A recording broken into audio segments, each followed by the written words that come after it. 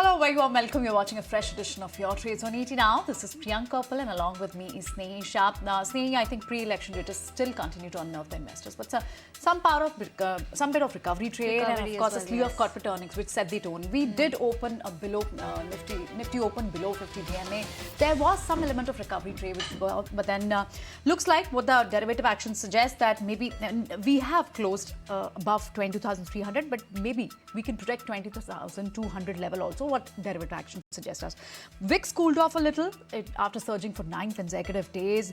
Breadth was weak, but a lot of stocks from broader markets, mid cap and small cap, on the low notes today. Voltas, JSW Energy, post they registered their numbers, their earnings yesterday post the markets. FIs continues to be seller. Already sold off around about 9,000 crores so far. Not any positive triggers coming in for the market, but then yes, some element of recovery trade clearly for PSU sector was seen today. Especially REC, PFC recovered. Post we got the clarification from REC on RBI draft guidelines on project financing. In fact, not just PSU stocks, power stocks, energy stocks also fueled high today, including the heavyweight like Reliance Industry, which was up 1% in trade. In fact, futures are also more than 1% up. Metals lend support, especially stocks like steel stocks, and in fact, Hindalco stock also extended gains. Post we heard some comments from management on the fundraising on Novelis IPO. Auto stocks were driving quite steady today, especially stocks like large cap two-wheelers. Hero MotoCorp was just a good set of numbers. Maruti was up in trade today. So auto stocks were not doing that bad. But the standout gainer was clearly auto ancillary stock, Bharat Forge. Good set of numbers, strong management commentary, and of course, a lot of gainers, top gainers with gains of more than 4.55% from chemical and fertilizer space. Absolutely, and talking about Bharat Forge, inline set of numbers, but good stuff coming over there, good management commentary coming in on the con call. Stock ended the day with an uptick of 13%. That's an unprecedented run when it comes for Bharat Forge as well. And even when you talk about earnings impact, then we've seen some volatile impact coming in, mixed impact coming in for stocks. Pidilife down almost 5% today. On the other hand, you had Hero Moto, good set of numbers. That stock ended the day with an uptick of 2%. You had REC, not on the back of earnings because the earnings came last week, but like Priyanka mentioned, very good commentary coming in on the con call that happened this morning. Stock has ended the day with an uptick of almost 5%, slightly more than 5% is where REC has ended, because they say that the RBI provisioning and the new norms will have no impact whatsoever on their profitability or on their net worth or on the loan book as well. So very positive commentary coming in from there as well. And they say only 20% of their assets will get impacted, that too marginally, under RBI's new norms. Suraj Estate, however, was the biggest disappointment in today's trading session, a big one. In fact, because that was down 5.5%, almost 5.5% cut coming there on that front, because very weak set of numbers coming in from Suraj Estate as well. Shifting focus from the secondary markets to the primary markets, let's talk about some IPO action, because the primary markets have been up and buzzing today. You have two IPOs that opened today. Aadhar Housing Finance 3,000 crore issue opened for subscription today. Today was the first day for that as well. Along with TBO Tech, that IPO has also opened today, 1,550 crore. That's the subscription amount, that's the IPO issue amount for that particular IPO as well. So lots of action coming in from the market as well. And all eyes definitely will be on the Nifty earnings for tomorrow, Asian Paints, BPCL as well as SBI. But to understand more about where the markets are headed, what can we infer from the movement of VIX, and what is the general sense when it comes to the markets going ahead, we are now being joined on the show by Ruchit Jain, the lead research at 5paisa.com. Ruchit, hi, and thanks so much for joining us and taking the time out to speak with us today. We started the day on a rather weak footing, but we did see that recovery come in. We managed to close nominally above 22,300. VIX has also slightly cooled off, but is up 0.5% nonetheless. But much smaller move, or like a tempered move compared to the VIX move that we've seen over the last few trading sessions. What is your sense? What sense are you making of the market right now? What can we expect for the trading sessions ahead this week as well? Yeah, hi, very good afternoon. We have seen in last few trading sessions, markets have seen some nervousness from that high of 22,800 once again.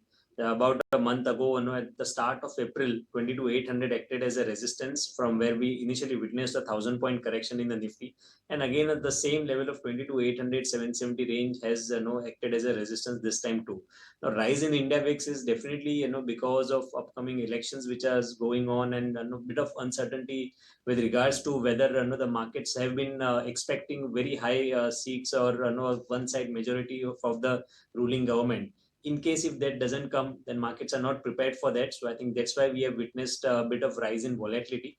But I think that's quite normal, if we take the big event which is lying ahead. So I think the volatility in the near term would continue to remain on the high, but markets now are still not out of the woods from a very short term perspective. And major support for the index is coming around 22,000, 21,900 range.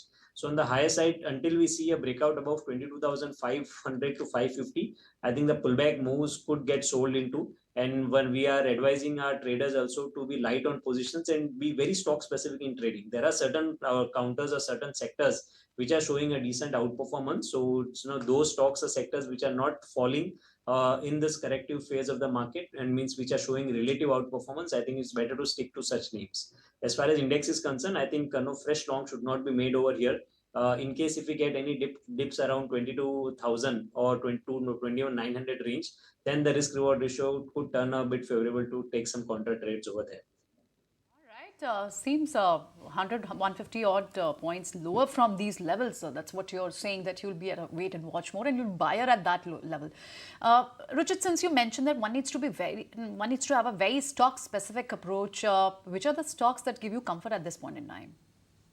So bring a couple of names on the buy side. So as I mentioned, that those stocks which are not correcting in a falling market, I think that could stand out in this volatile phase.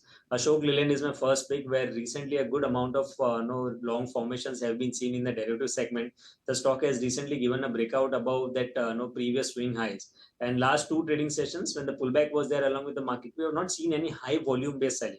So I think that this dip provides a good opportunity to create fresh longs over here. Short-term traders can buy with stop below 192 for target somewhere around 208.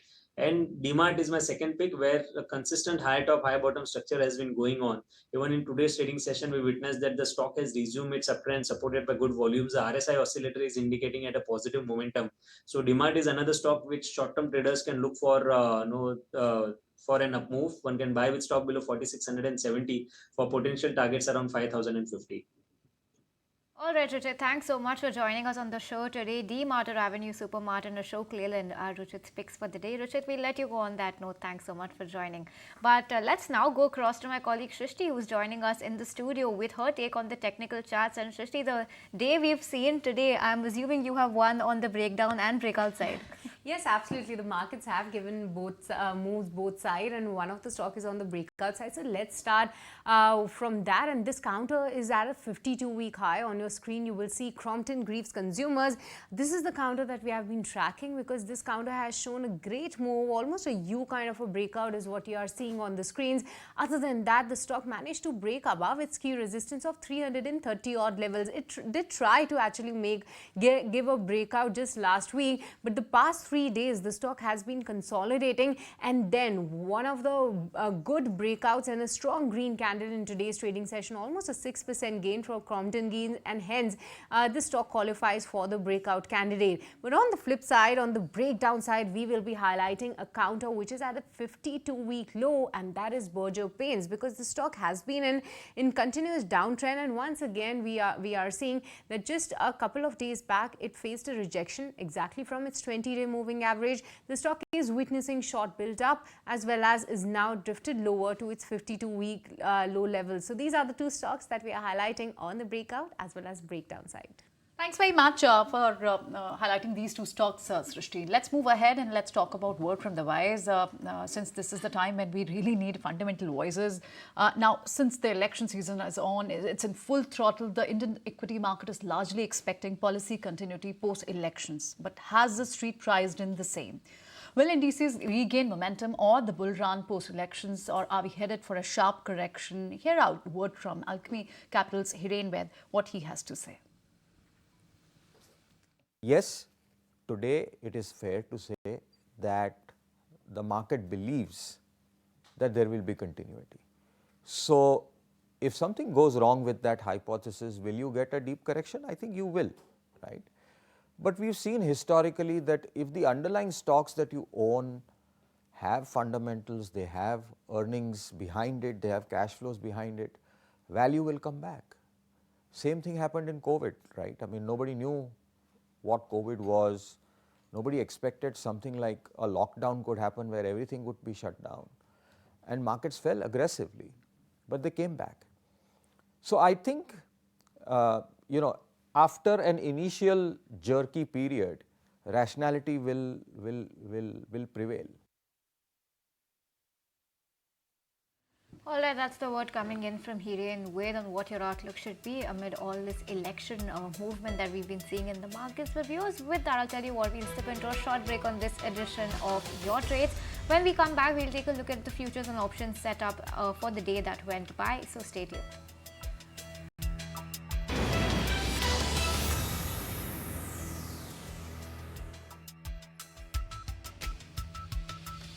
Welcome back. When the market keeps on sliding for from 2-3 days now, and you would be keen to know that where is the immediate support level looking like.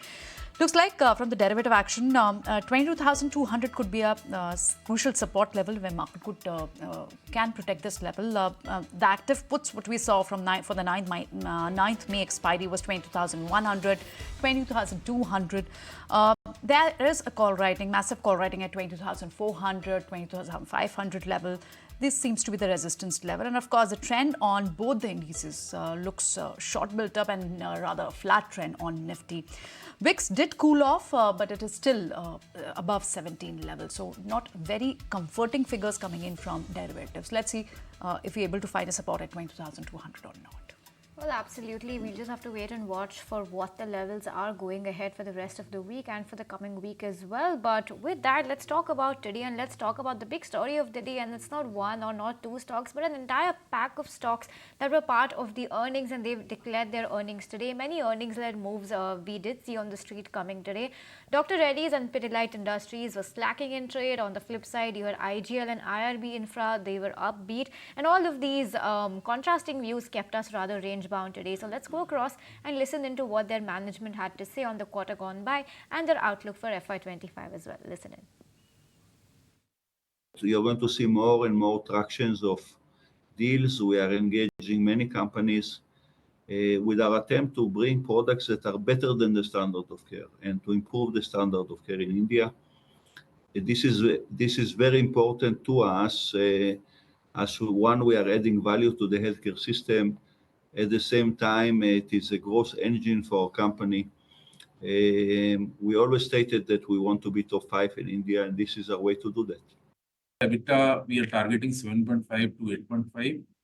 Entire year, that would be okay. Few areas that we have identified where we can do the operational expenses, efficiencies, and to some initiatives in that direction. That should help us maintain those. We've got a major amount of focus and initiative because we believe there is still a degree of under-penetration of our full product range in rural markets.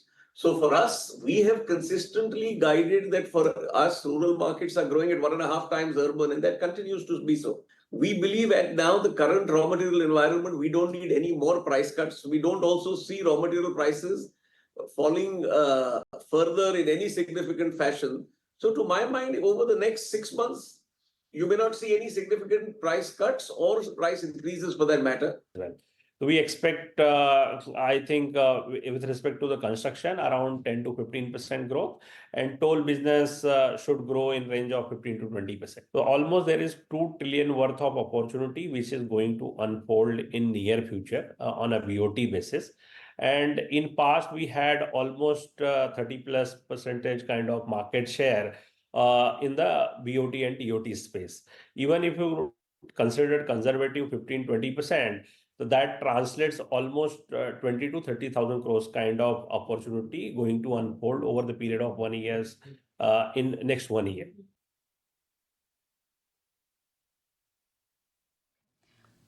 All right, so these were the key comments coming in from the management who registered earnings, and we saw earnings impact also on these stocks.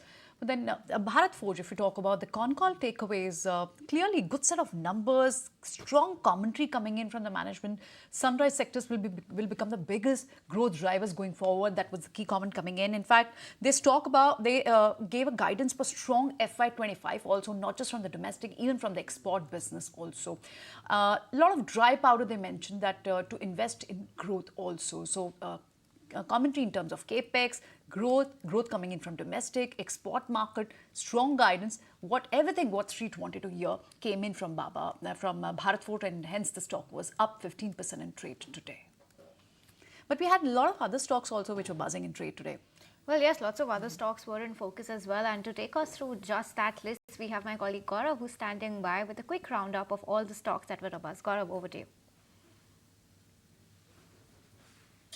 Those were quite strong. So revenue increased almost by 18%, PAT increased almost by 14%, and even in EBITDA margin we saw an improvement. EBITDA margin now stands at 14.4% versus what it was at 13%. Apart from that, company also declared dividend of 40 rupees per share for investors, and on back of this we saw a positive sentiment coming up in this stock. Next, let's talk about Canara Bank. We saw decent set of numbers. So net interest income increased almost by 11.2%, PAT increased almost by 18.3%. We saw uptick in NNPAs by 2 basis points. Now it stands somewhere 1.03%, but mainly the guidance for FY25 was cut down to 10% levels versus the growth of 11.3% that we have seen in FY24 for the bank. And on back of this news, we saw a negative sentiment coming up in the stock price for Canara Bank. Next, let's talk about Sterlite Tech, because we saw decent set of numbers here also. Actually, it was a weak set of numbers. So revenue was down almost by 13.5% on a quarter-on-quarter basis. Net losses now company reported at 82 crore rupees versus net losses of 59 crore rupees a quarter ago. And lastly, we saw EBITDA margins also going down to 5.9% versus what it was at 8.2%, and on back of this we saw the stock was down almost 5%. Next, let's talk about Hindalco, because as per sources, the company is going for an IPO for its subsidiary Novelis. The valuation that they're seeking is around $18 million, and out of which Hindalco can get almost $1.2 billion. And on back of this news, Hindalco is going to be in focus. And lastly, let's talk about Greaves Cotton, because if you look at the numbers, revenue was down almost 18.5%. Company reported net losses of 13 crores versus the net profit of 23 crores that we have seen a year ago for the company. Lastly, if you look at EBITDA margins also, those went down to 3.5% versus what it was at 5.9% on a YY basis. And on back of this news, we saw stock was down almost 2%. So on back of numbers as well as on back of the news flow, we will watch out for these stocks, because we may see some momentum coming up in these stocks in coming days as well. Alright, well Gaurav, thanks so much for taking us through that list. But viewers, with that, I'm afraid we're completely timed out on this edition of Your Trades. We'll just have to keep a close eye on all of these stocks as well as the levels that we need to watch out for tomorrow as well, Priyanka. Yes, absolutely. Wait and watch mode. Let's see if we show a good rebound tomorrow. And of course, a follow-up tomorrow is also the expiry week for Nifty, which is holding on to the crucial levels. Let's see how things pan out. Till then, goodbye. Stay tuned to ET Now for more updates. If you like this video, then like, share and subscribe to ET Now.